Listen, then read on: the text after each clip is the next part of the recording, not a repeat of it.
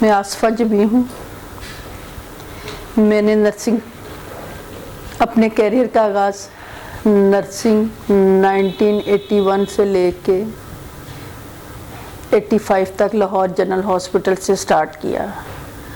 86 میں نے وہیں سے مڈیفری کی اور اس کے بعد 1985 سے ہی میں نے شیخ زاید ہاسپٹل سٹارٹ کر لیا جنرل ضیاء صاحب کے دور. اس دوران ہاسپٹل میں بہت سارے شیخ زاید ہاسپٹل میں اتار چڑھاؤ دیکھے، بہت ساری چیزوں کو بہت قریب سے دیکھنے کا موقع ملا، لیکن ہمیشہ میں نے اپنی نرسز کے لیے ہی سوچا اور نرسز کے لیے ہی کام کیا. ایسے مریض ہمارے ہاتھوں سے گزرے جن کے بچنے کی کوئی امید نہیں ہوتی تھی،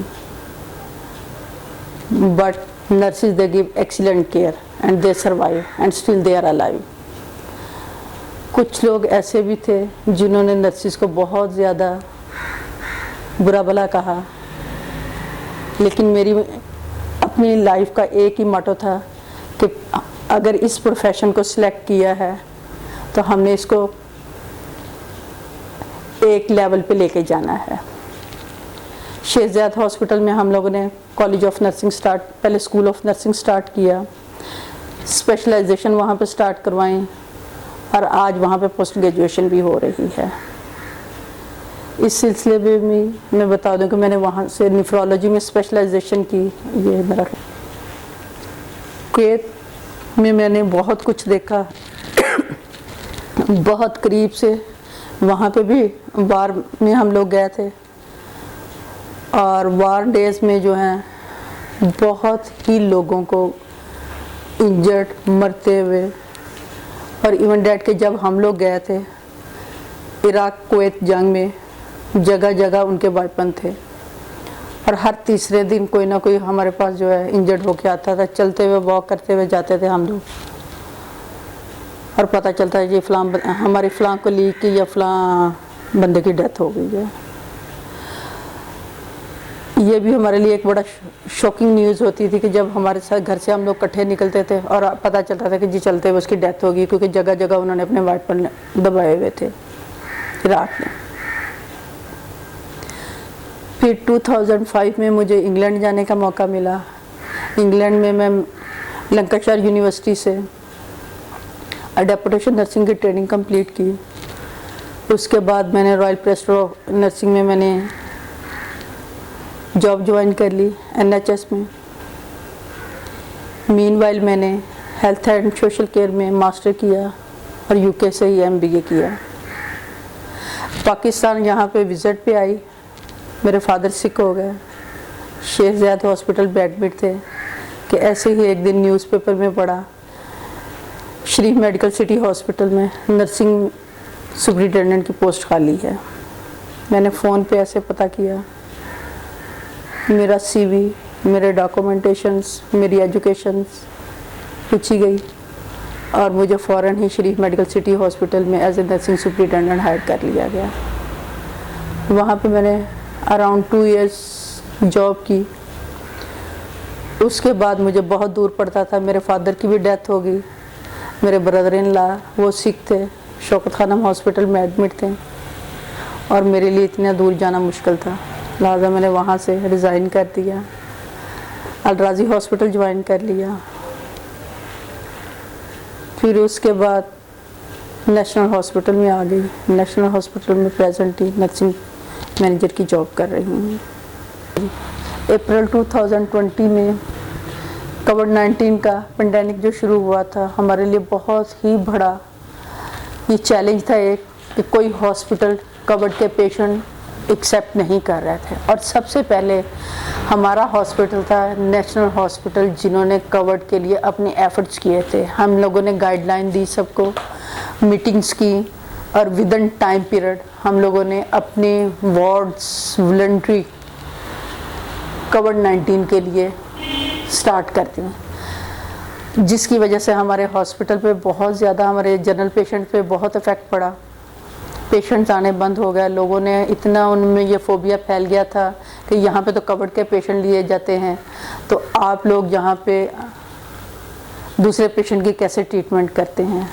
आस्ता आस्ता हम लोगों ने उनको साथ कम्युनिकेट किया, उनको एजुकेट किया कि जी हमारा जो है कोरोना का सेंटर बिल्कुल सेपरेट है, और उनको अपनी एफर्ट्स दिखाई, उनको बताया कि हम लोग उनकी मैनेजमेंट कैसे कर रहे हैं। हमारे पास डॉक्टर हुसैन जैदी साहब और मैडम नादिया मजीद जैसे और कर्नल उस्मान जलानी साहब जैसे एक्सपीरियंस पर्सन थे, जिन्होंने इन चीज़ों को बहुत अच्छे तरीके से मैनेज किया।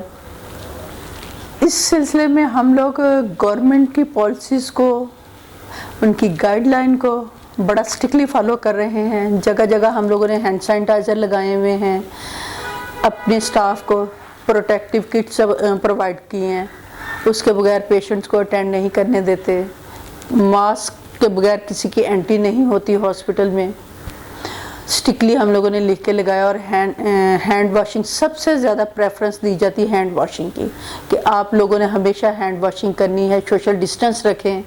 स्टाफ हम लोगों ने अपना 50%, जैसे गवर्नमेंट ने कहा है कि अपना 50% स्टाफ हम जो ड्यूटीज़ करती थी बिगनिंग में और अभी भी कर रही हैं, उनको 1 वीक अगर हम लोग स्टाफ को ड्यूटी करवाते थे तो उनको डबल सैलरी के साथ 1 वीक का रेस्ट भी देते थे, ताकि वो भी सफ़र ना करें।